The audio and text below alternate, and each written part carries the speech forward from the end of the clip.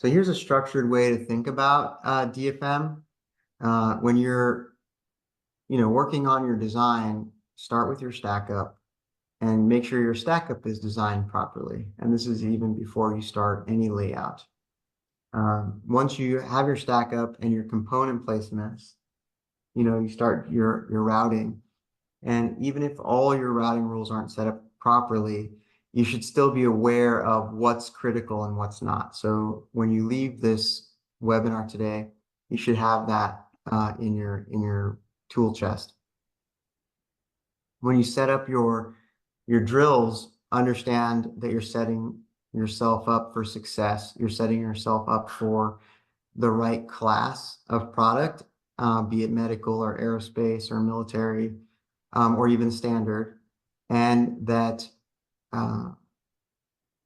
your fabricator agrees to your drills. I think that's really key. And then lastly, solder mask, silkscreen, and then getting your design files right.